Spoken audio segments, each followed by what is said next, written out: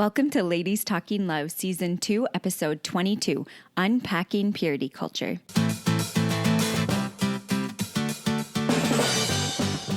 It's Ladies Talking Love, a community of women uncovering more joy and fulfillment in sex, as we learn from experts and amazing women like you. Together, let's create a world where women's sexuality is celebrated and understood, beginning with our own. I'm your host, Ariel Finlinson. Let's talk love.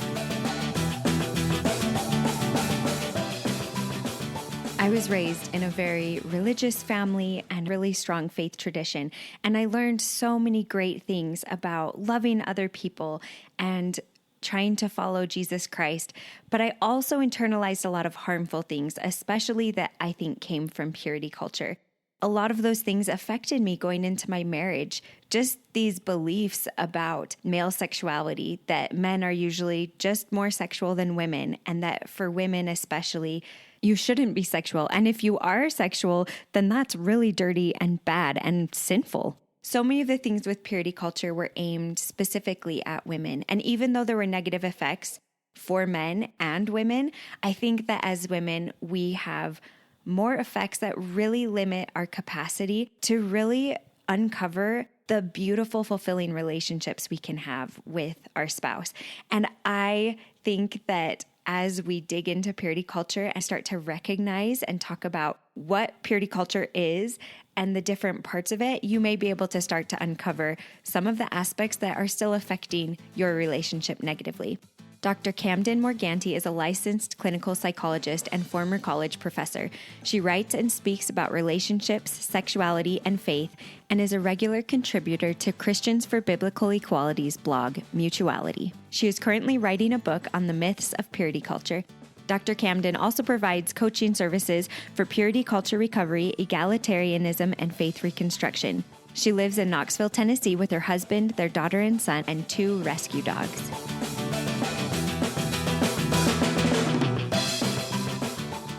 Before jumping in, I just wanted to remind you all that this is the last episode of Season 2. It's been so awesome to have you here. Thank you so much for joining me on this journey. During our season break, I would really appreciate if you could hop on and leave a review on the podcast. That makes it so that when we start Season 3, more people can find it and know what we're doing here to help all of us find more joy and fulfillment in sex. And also follow us at ladies.talkinglove on Instagram to know when we'll be starting that new season, because I haven't completely decided yet, but look for it probably the beginning of September, and to continue learning with us on the break. I would also love any feedback of how we can improve the podcast to better serve you, and suggestions of future topics and guests. I love hearing from you. I really want this podcast to serve you. But without further ado, let's talk love.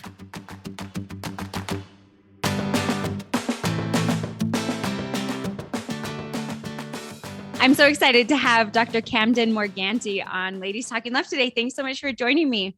Thank you for inviting me, Ariel.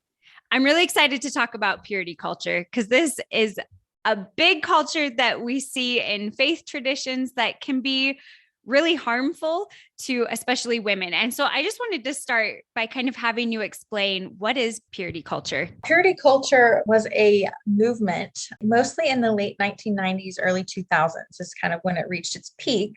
And it was a movement in religious traditions that emphasized sexual abstinence before marriage, especially for young people and particularly women. And so the intent of the movement, I think, for the most part was good, because they really wanted to spare young people from some of the consequences that can come from having premarital sex.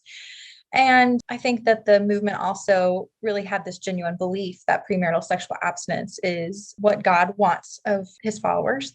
But the movement seemed to have a lot of unintended consequences that now those of us who are in 20s, 30s, 40s, and beyond, who grew up in that culture, are now discovering how it's affected us as we move into marriage and having our own families. And just, we've been able to see how it's been really harmful.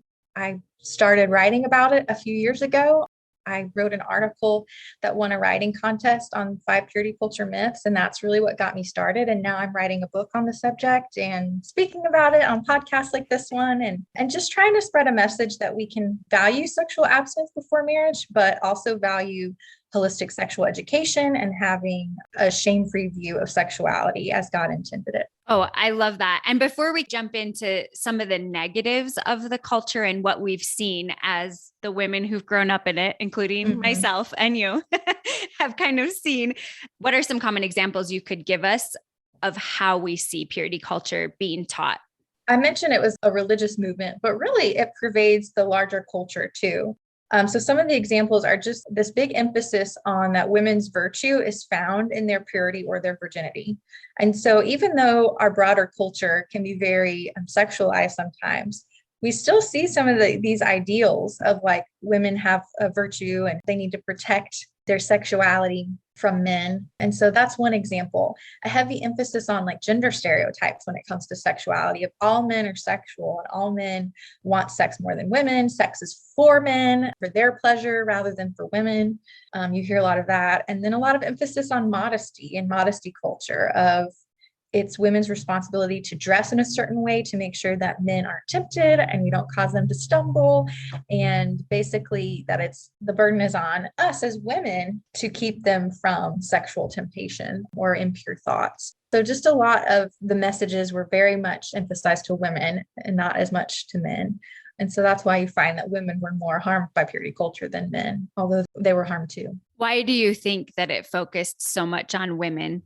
Well, I think that women's sexuality is something that just our culture has always feared and wanted to control. I think it has its roots in patriarchy, that men want to be dominant and control women. And one of the main ways that you can control a woman is through her sexuality and her procreation abilities. And so this is not something that's just in religious traditions or just something that was in the 1990s. I mean, this goes back to biblical times when women were seen as property. I think those messages are always given more to women than they are to men. So what have you seen as some of the negative effects? And you mentioned that there are negative effects for men as well, but let's start off kind of covering what are some of the negative effects that you've seen for women in talking about purity culture? Well, I write a lot about the myths and the shame of purity culture. So I think shame is the universal experience of purity culture for both men and women, and for both those who didn't have premarital sex and those who did. There's shame for all of us. And there's also these myths and false promises that the movement offered us in order to convince us to abstain from premarital sex. But those things didn't often happen and they didn't come true. And so it sets up really false expectations for men and for women. I see a lot of just negative beliefs and thoughts about sex that the women I work with struggle with, like sex is for men. I shouldn't enjoy it. My pleasure doesn't matter as much as his. I always need to give him sex where he wants it or else he could stray. He could look at porn or he look would somewhere else. Cheat on me. And then it's my fault. And it just sets people up for disappointment because of these false promises. Like one of the myths I call the flipped switch myth, which is once you get married, you're just going to flip a switch and automatically sex is going to be amazing and pleasurable and just this wholly mind-blowing experience. And a lot of couples find that that's not the case, especially right away, right? Like on their wedding night or on their honeymoon. They discover that sex can be awkward and can be painful and disappointing and frustrating rather than pleasurable and enjoyable. And so this false expectation then can lead to shame when things don't work out the way you want, or it can lead to this feeling of disillusionment. Like, well, I did everything right. We followed the rules and I thought I was obeying and honoring God, but then here we've been married for, 10 years and I've never enjoyed sex. That's what I hear from some of the women I work with. So it's unfortunate that those false promises just really set people up for failure sometimes, rather than I think the intention was to encourage you to wait in a way to honor God. Yes. And I totally felt that. It was like, okay, if I wait, things are going to be amazing. But I still had all these other views of like sex is for him and it's not as much about my pleasure. But I also feel like with that myth, what do you call it? Flip switch. The flip switch. Just thinking about so many of us go in and we also just view that whatever happens on our wedding night is what sex is. And I'm like, if we could just educate more about the journey and the process and learning instead of just like, oh, okay, I guess that's what it is, because we haven't been educated and our husbands haven't been educated. about female Mm-hmm. anatomy and pleasure, it Mm-hmm. can be so hard to learn, how do I make this that's something good for me? Because we aren't taught. And then it's just expected. Like I did everything, like you were saying, I did everything and what's Right. left for Yeah. me?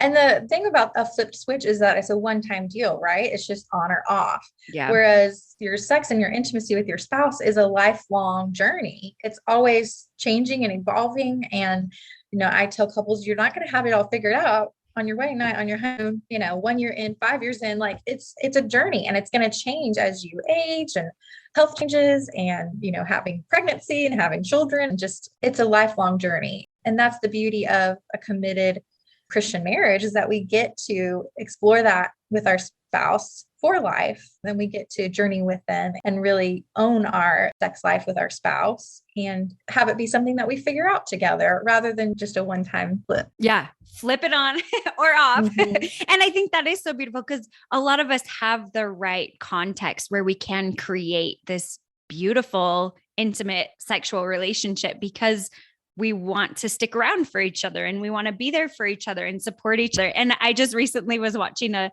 professional basketball game and thinking of the switch. It made me think like, wow, these people have been practicing for who knows how long, and they're not done, even though they're Mm-hmm. professionals. And I just wish we could kind of view our sexuality in that way too. Like it's never done. And we always get to Mm-hmm. be practicing and getting better, which may feel intimidating to some people. But to me, I'm so grateful that it's not a one and done because it's something Yeah. we get to keep growing and learning and experiencing together and trying new things instead of like, well, I guess that was it. Right. That's a great metaphor. I'm going to have to borrow that because, For sure. Take it. yeah, because the basketball players, they don't show up to the game the first night and expect to play amazing, right? They've been Mhm. preparing for decades. They've been practicing. They've been trained. They've gotten this education. And so even if we decide to abstain from sex before marriage, we can still receive sexual education. And we can still view sex as a lifelong journey and a skill to work on Yeah. with our spouse. Yes. No, I love that. And keep practicing and improving. Mm-hmm. We talked about shame, and I just wanted to go back to that for a minute.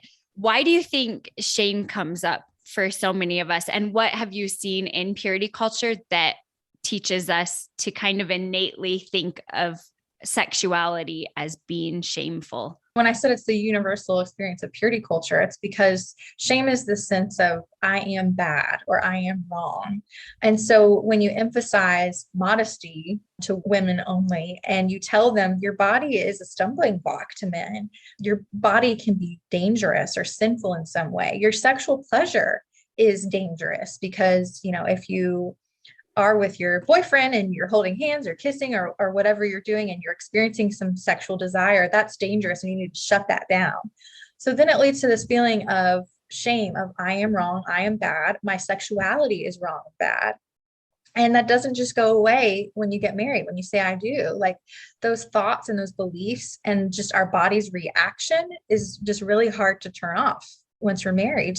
So a lot of the work that I do with women and couples is helping to correct those negative beliefs about sex that are leading to shame so that they can have shame-free intimacy and really enjoy it with their spouse, because they could be having sex with their bodies, but their minds and hearts maybe aren't really there because their minds are so caught up in this is wrong or this is bad or this is not for me or I'm not supposed to enjoy this or I don't even know how to enjoy this. So a lot of times women, we get caught up in our thoughts and that really affects our experience. Completely. The distractions, anything. It's like, oh, and the shame. Yeah. And just even thinking our mind, we might want our body to start responding now that we're married. But if we've taken in all these messages, it's hard for our body to respond, even though we now want it to. What have you found is helpful to help women shift from this shameful view of sex and sexuality to one where they can enjoy these moments with their partner? A lot of it is getting your head, heart, and body aligned. So I talk a lot about getting those three pillars aligned and congruent with each other, because sometimes like my head tells me that sex is okay and sex is good now that I'm married, but my body has not cut up or my heart doesn't really believe it. And so working on just some head things is the cognitive part of it. Then working on the body would be like actions and new behaviors, living it out in their comfort with their body and in the comfort with their sexuality and their sexual experience. And then the heart aspect would be the emotional part of it, working on the shame and also just working on connecting with their sexuality and with their spouse. And so I can offer some more like practical ideas about that at the end, but that's the overview. So what have you seen then with purity culture? How does it affect men and men's view of sexuality or men's view of women? I think for men, they've just learned that they have this uncontrollable sex drive. And so that they have no control over it, that they're always going to want sex and that they're always going to be available for sex and desiring it. And then some men find I'm actually affected by work stress and maybe I don't feel like having sex today, or me and my wife aren't getting along. So, that's affecting my desires. And I think it robs men of the opportunity to learn self-control and delayed gratification and some of those just adult skills that we all need, whether or not we're married or whether or not it has to do with sex. We all need those skills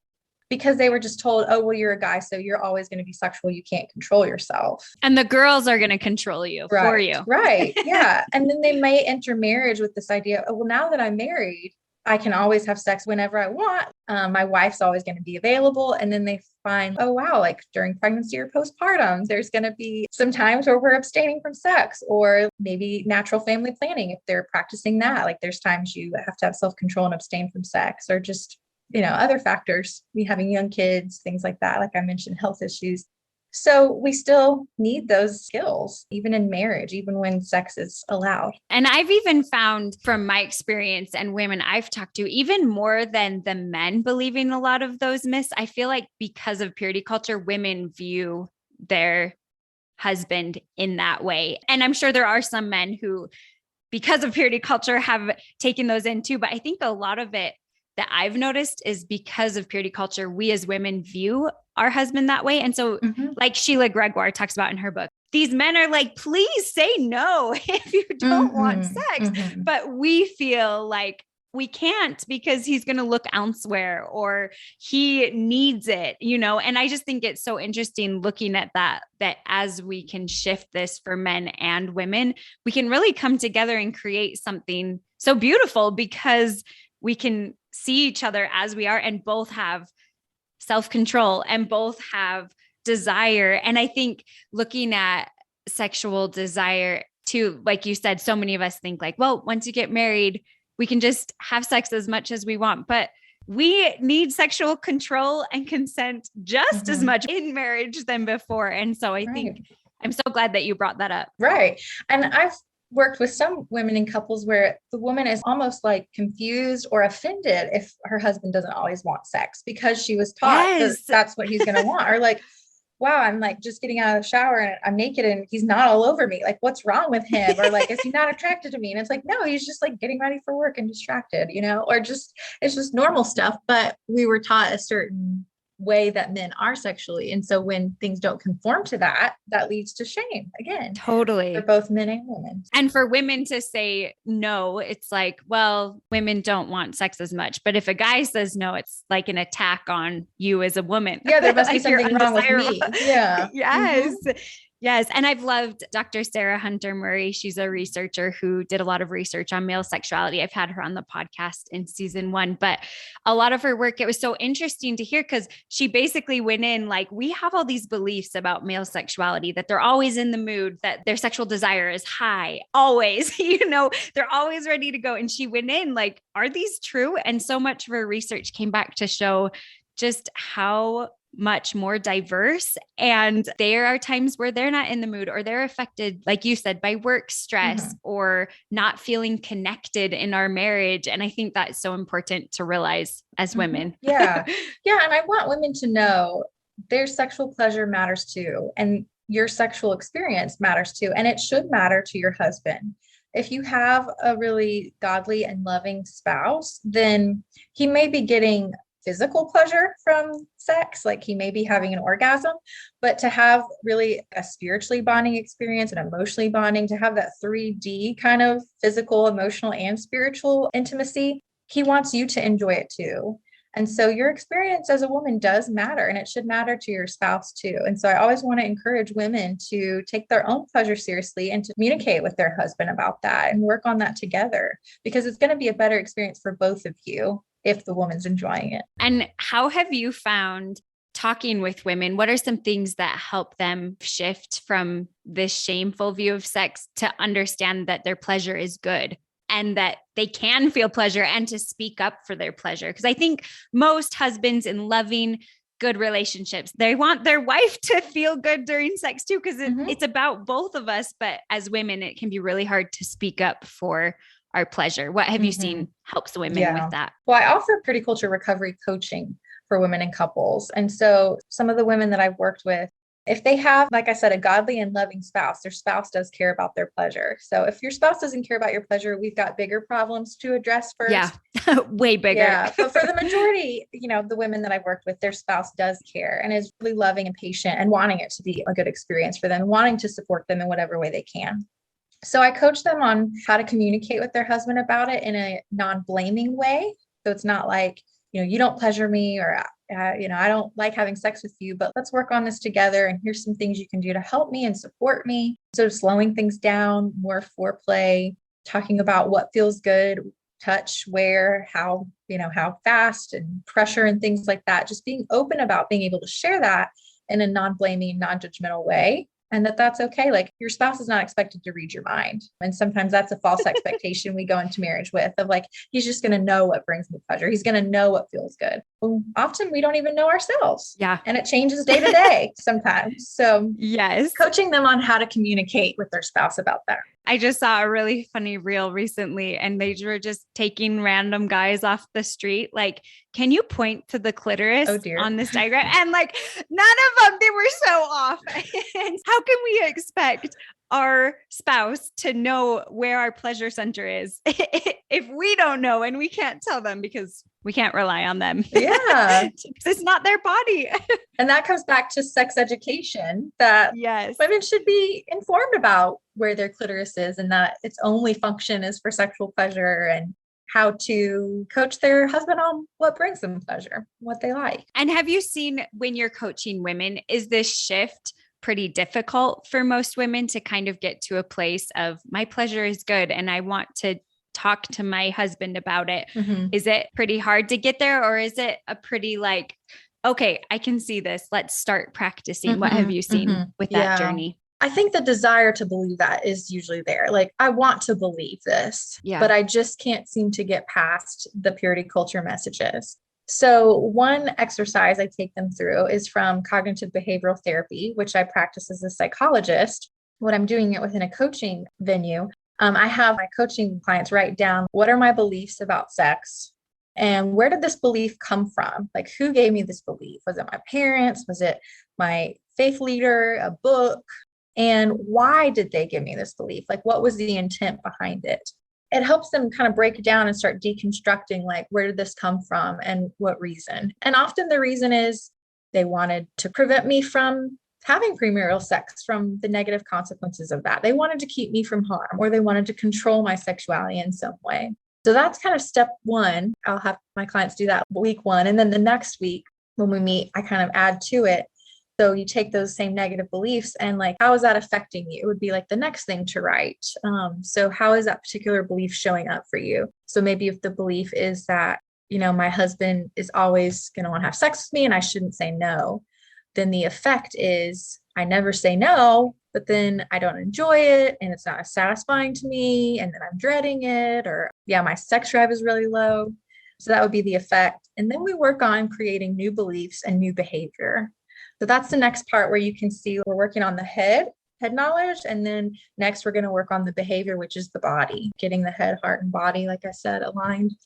So based on a new belief, maybe would be that I'm allowed to say no. And I'm also allowed to have a sex drive and to want sex with my husband and to initiate it or to say yes. And so my new behavior is, next time he initiates and I don't feel like it, I'm going to say no. And I'm going to pay attention to the feelings in my body that come up when I do that. Maybe the thoughts that come up like, oh, I shouldn't do this. This isn't allowed. I'm a bad wife. Pay attention to that and talk back to those thoughts. Pay attention to physiological reaction in my body of anxiety. Maybe when I say that, pay attention to that and breathe through it and calm the body's physical response. So that would be an example of coaching through cognitive part and then the actions, the body part. That's such a good example. Thank you. And I love that idea of just talking back to yourself to kind of calm those thoughts. Cause I definitely have to do that with all the things and thoughts that will come like, oh, this pleasure isn't for me, or this is for my husband, to just have those little mantras that you can kind of be like, no, this is good. I deserve to feel pleasure. Just whatever those are. You mentioned some too. I'm allowed to say no. Yeah, I'm allowed to say no, but I'm also allowed to have a sex drive, to have sexual desire. And to initiate. Yeah. I think that's so good. And you touched on this a minute ago, but I was just thinking we should cover it. For a lot of intents and purposes, we talk to couples who are in healthy relationships where they're showing love for each other and caring about each other. What do you recommend if someone listening, though, is like, I think I do have a spouse who doesn't really care about my pleasure? What do you suggest for them to do to find help for that? Yeah, like I said, we've got bigger issues then. Sex would not be the biggest issue, or would not be where I'd immediately start. I would start in probably marriage therapy, encouraging them to go to individual or marriage therapy. And for the woman to learn how to set some boundaries to keep herself safe and emotionally healthy. If your spouse does not care about your experience or says, this is your problem, you're the one that's broken, you're the one that's got the issue. I've had some clients who deal with sexual pain, whose husbands have reacted that way. And that just has been so disappointing for them, but also for me to hear, because I just can't imagine that, that experience of feeling so alone and so shamed by your spouse of like, this is your issue. So really encouraging individual therapy so the woman can get help for themselves and learn how to set boundaries to keep herself safe. And then eventually maybe marriage therapy, so we can work on getting some movement and helping him get on board with working on the sex relationship and the marriage together. Yeah. Thank you. Because I think that because of purity culture, because thinking it's for men, I think sometimes these can come up in relationships and we don't realize that that's unhealthy or that that's not normal because we've been taught, well, sex isn't for me anyway. So thank you. I really appreciate you talking about that. As we're kind of going forward, some of these messages that we receive from purity culture, you gave us a couple things of how you would reframe. Do you have any other reframing that you would suggest of moving from purity culture to helping sex be good for us and creating a healthy sex life that's serving us? What are some ways we can reframe those beliefs? For the head part, the cognitive part, doing some of those journaling exercises that I mentioned, it's called cognitive restructuring in cognitive behavioral therapy, where we're identifying the negative messages and then replacing those with positive, balanced truth. So replacing the myths of purity culture with what's the truth. So sometimes that involves searching out the truth through the Bible, or your religious texts, through good books like Sheila's The Great Sex Rescue. That's one I recommend a lot. And talking to mentors and friends or a coach or a therapist about like, what is the truth about this? So seeking out the truth for yourself would be in the cognitive part. And then for like the emotional aspect of it, which is the heart, getting the heart aligned, I think that involves reaching out to support from others. We've learned from Brene Brown's research on shame that one of the antidotes to shame is connection with others. And so that could look like getting support from a coach or therapist, or it could look like groups or at your church, or just friends that you have that you can talk openly about these issues with.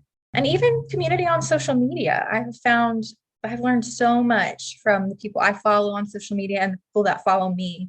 And I just think it's great to create the sense of community of we're not alone in this, in how we've been affected by purity culture. I'm not the only one who's gone through this or who is going through this, and we can find our way together. I would encourage people to look for those sources of support. Thank you so much. As we're closing up, do you have any last thoughts that you would want to give women to give them encouragement, realizing like, oh, I'm struggling from purity culture. Where do I start? We just kind of talked about some of those, but do you have any last thoughts about that before we close up? I would say be really gentle with yourself and validate yourself, because that's also going to help with the shame. If you can validate your experiences, your feelings, your beliefs, the ways you've suffered, just telling yourself like, it makes sense that I feel this way. It's understandable that I'm having struggles with sex. My feelings are valid. and be really gentle and accepting of yourself. Giving yourself that understanding and compassion is also going to bring down your shame and just help you see like this is not your fault. This was, again, the unintended consequences, I think, of the purity culture movement, and there is hope for you. I feel like I was negatively affected by purity culture in my 20s, and really through my training as a psychologist and getting this training in sex therapy and sex education has really helped me to deconstruct and heal from it, to where now I feel like I'm able to offer that to others, that help and that hope.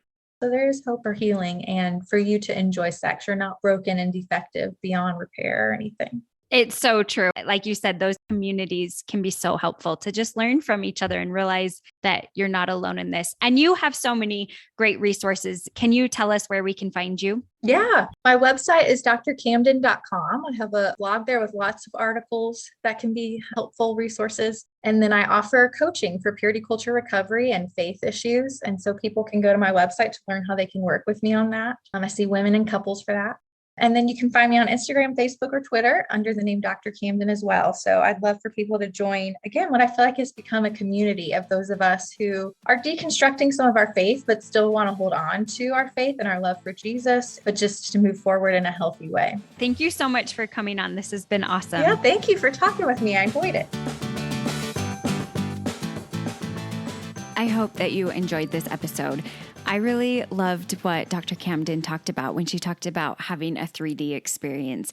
Just that, especially as women who have grown up in purity culture and maybe struggling with some of these myths and internalization of teachings that we had from church leaders or our parents, we're really limiting the capacity for our relationship to flourish, for our sex lives to flourish, for us and our spouse to feel completely and totally connected and whole and have a beautiful 3D experience. I love that she used the word 3D, because as I have come to understand my potential and that sex is for me and that it's essential for our marriage to flourish, to make that such a beautiful part of our marriage, allows the rest of our relationship to flourish. And I think that when we fall into a lot of these purity culture myths and these harmful teachings, we limit our potential as a couple. And so I hope that if any of the myths stuck out to you today and you're realizing, this is something that I struggle with, Dr. Camden actually has